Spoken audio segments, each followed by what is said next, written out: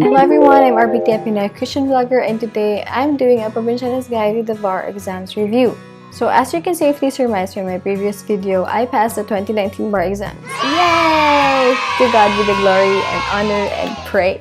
Today, I'll be sharing a bit of my bar exam experience with the hopes that it will help especially those from the province. For me, I'm from Aklan, so I had to fly in from Aklan to Manila for my bar exams review. And it might be a different case for you since the Supreme Court has decided that for the 2020 bar exams, Cebu City will be an additional venue. If you're asking me, for me, the biggest preparation that I had for the bar exam was a hard preparation because like a week before I flew to Manila, I attended a youth gathering where I was like spiritually revived and my purpose was made clear and the general direction of my life was kind of like recalibrated to so that before the bar exam, I would not be contending with the questions of why am I doing this, why am I here.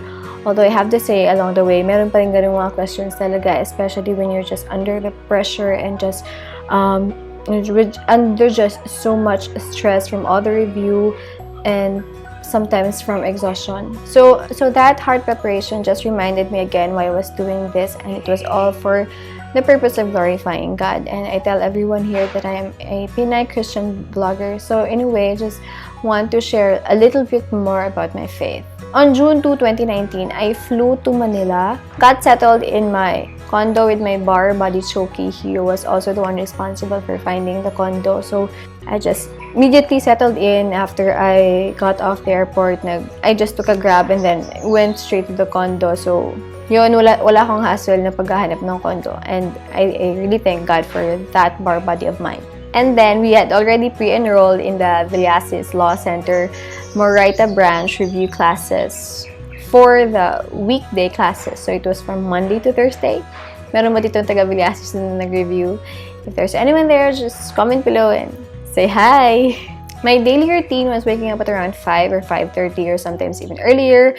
Then I would just have my prayer time, my devotions, and then a little bit of exercise, breakfast, and then my reading started. I tried to get in as much as possible, like at least 100 pages of reading per day.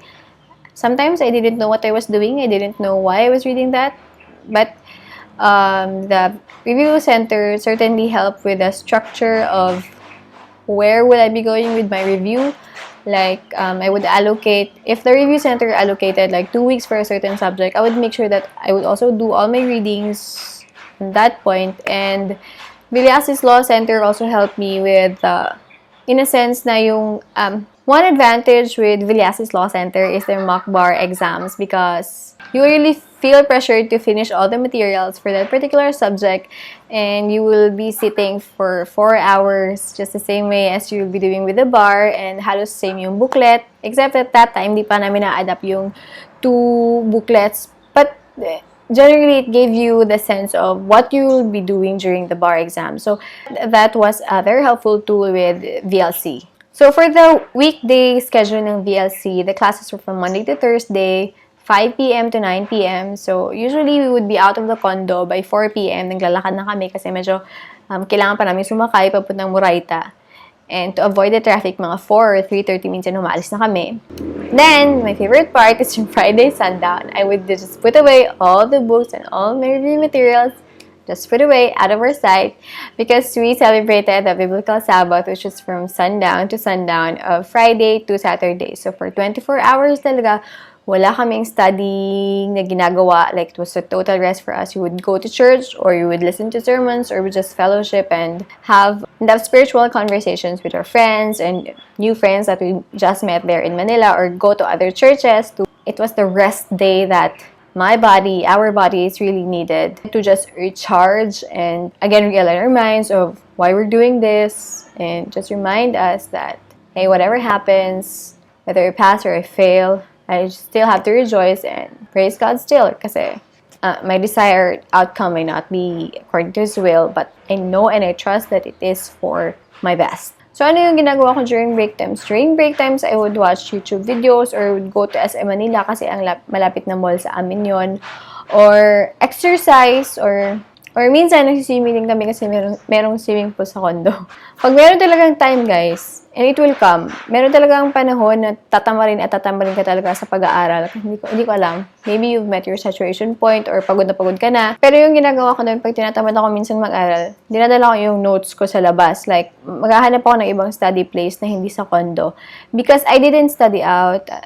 I really didn't study out a lot because first, nagtitipid ako, and then the second thing is, hindi talaga naman ako minsan nakakapag-concentrate pag nag-study out ako. So, there was just like one time na nag-try ako na mag-study out sa medyo social na kape, which is actually Bo's Coffee. Nag-try ako dun once, pero I wasn't really able to get any studying done, and I chose that instead of Starbucks kasi namamahalan ako. So, super tipid mode lang talaga, guys. Kung tipid mode din kayo, then makaka-relate kayo sa kinikwento ko. So, anyway, minsan, or kadalasan talaga, pag gusto ko like mag-study out feels or maiba lang yung environment, pupunta ako ng mini-stop. It's aircon, malamig din naman ng aircon, and meron namang desk, at meron mauupuan ka naman. I just plug in my wireless earphones, and then I'm good to go. But for the last 2 months, like October and November, doon ako nakatira sa kapatid ko. So that was just a huge load off my shoulders na hindi na ako maghahanap ng pagkain kasi try my best to eat healthy. By that time, I was already a pescatarian instead of being vegetarian kasi ang hirap talaga maghanap ng pagkain pag nasa Manila ka na and you're not cooking. And you're not cooking or no one's cooking for you. Kasi wala ka na talaga time, guys, magluto, as in, promise. So, shout out sa aking kapatid at sa aking sister-in-law sa kanilang palibreng lodging, board and lodging, tsaka unlimited playtime with my nephew. That was another very big blessing for me na marami akong time sa pamangkin ko. Kasi syempre, minsan lang naman ako makakapag-Manila. So kung tatanungin nyo kung papayat kayo or tataba, depende na lang talaga. Pero in my case, sa review lang kasi parang binawi ko na lahat ng na-lose ko doon na pounds. So, during the review, pumaya talaga ako. Lingid sa aking kaalaman, that time, mga siguro 1 or 2 months before the bar exam, may sakit na pala ako. So, that was why pumaya talaga ako like 7 kilos. And it was undiagnosed. I didn't know that may sakit na pala ako until after. And if you see any changes in my face, actually, it's because of that sakit, probably. So, guys, the probinsyana in me expected and experienced traffic. Grabe talaga yung traffic sa Manila, super. So, kung taga-probinsya ka, you have to like condition your mind na you will experience that. Paminsan-minsan, merong ding stress na ma-feel mo sa syempre, sa mga kasama ko sa condo kasi hindi lang naman kami dalawa ng bar buddy ko. Tinry talaga namin magtipid. So, meron kaming mga kasama sa condo na, especially mga students din sila. And iba yung priorities nila and siguro iba din yung time nila na nag-ooperate best. So, sometimes merong mga ganun. Naka-experience din syempre ng lindol, brownout.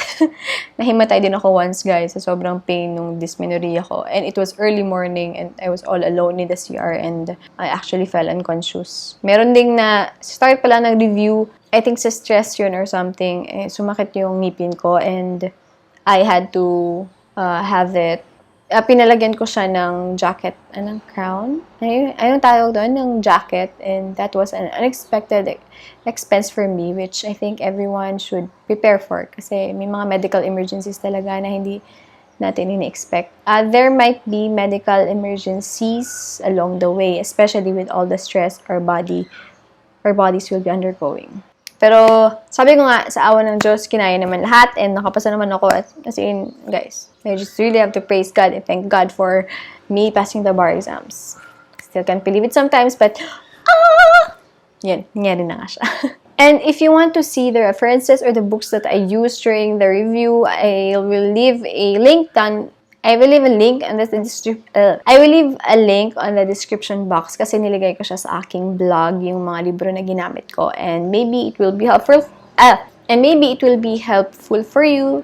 But as for me, it worked for me. It might be different for you. Or iba yung pacing natin or iba yung gusto nating mga libro. Just remember, guys, na importante talaga whether loka or ibang subject or ibang course yung pinag-aaralan mo, importante talaga na you are comfortable with the review materials that you are using or that you will be using kasi more likely than not, you will have to reread that. And if you're not comfortable from the start pa lang, just try to look for other materials. Baka dun ka mas komportable. The general rule naman sa mga books, no one book is complete, but you are not required to read every book out there on that subject kasi baka maubusan ka rin ng time for other subjects. And so, let me just share to you in the last part, yung possible expenses that you will be having when you're gonna be reviewing in Manila. This might be different for everyone, but this is like, for me, yung expenses ko. Just take note, guys. Nilagay ko dito yung food, but, yung last 2 months ko nga, sabi ko, doon ako nag-stay sa kapatid ko. So, medyo wala na akong gasto sa food. Pero, wala akong gasto sa food, pero nagbabayad pa rin ako doon sa condo kasi syempre, nakakontrata kami for 6 months na rent. During the bar exam weekends, doon pa rin ako nagsistay sa condo. So, ilalagay ko lang. Try, sobrang init, grabe. So, beshies, ilalagay ko lang dito yung expenses. Ching, ching, ching. Ching, ching, ching talaga. So, for my condo and utilities, it was 8,000 pesos per month. Condo was 6,250, and then we had to pay for the internet, for the electricity, and for water as well. Then for the condo, homeowner dues. Pangalawa, food. Medyo tipid ako sa food. Pero hindi ko alam. I think minsan may mga time na nag-exceed naman ako dito. More or less 6,000 pesos per month or 1,500 per week. So that's equal to 30,000 pesos for the whole stay. And 36,000 for the 6-month duration. For miscellaneous, I just put here 20,000 kasi nga minsan meron kang kailangan bilhin na review material or books, or kagaya ko, I had to pay for my dental expenses. So, doon medyo namahalan ako. And then for the review, I put here 23,000 pesos. They will publish lower rates, guys, but there will some be extra expenses along the way. Like for us, pinapabayad kami sa exam booklets and we didn't know na meron ganun, or may mga special lectures minsan na you want to attend. So, I enrolled in Dean Sarmiento's online coaching and it was for 3,000 pesos. So, hindi ko siya naubos i-answer, but it was helpful and I would recommend that you enroll there like a year before the bar exams, not during your review kasi baka that's just for me. Kasi you might not be able to answer din at sayang. So, yun. Try to enroll a year before the bar exams. And for the fare, nilagay ko lang dyan 1,000 pesos per month. That makes it 6,000 pesos. For a total of 133,000 pesos. So, sa miscellaneous, siguro pwede na rin ilagay dyan yung mga supplies nyo for the review, yung papel, yung ballpen, yung highlighters nyo, etc. Yung mga pa-photocopy. And hindi included dito yung expenses for applying for the bar sa Supreme Court. So, that's a different expense. Sa akin, if I'm not mistaken, it was 3,750 with with a mailing fee of 500 pesos or more. So if you add that, that's like 5,000 pesos. So that's a total of 138,000 pesos.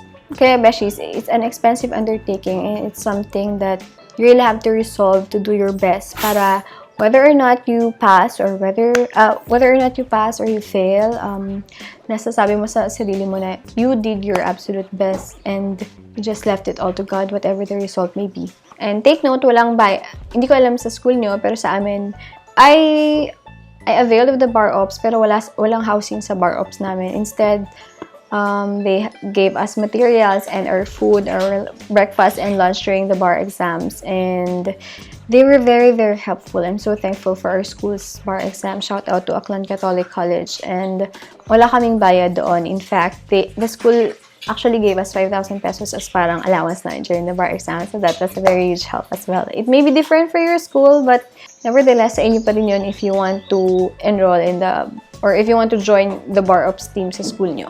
So in closing, whether you're from the province or whether you're from Manila, I believe that we really need prayers, God's will and God's providence, and a lot of hard work. Pagsusunog talaga ng kilay, guys. There's no shortcut to this for any exam that you will be reviewing in.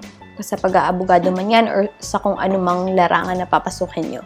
Hanggang dito na lang muna mga beshies. And if you want to see more bar videos, please feel free to comment below kung ano yung gusto nyong topic or kung ano yung gusto nyong tanong or anything about the bar exams. And I'd gladly answer those questions for you. So stay happy, stay positive, stay blessed. Bye! Ting!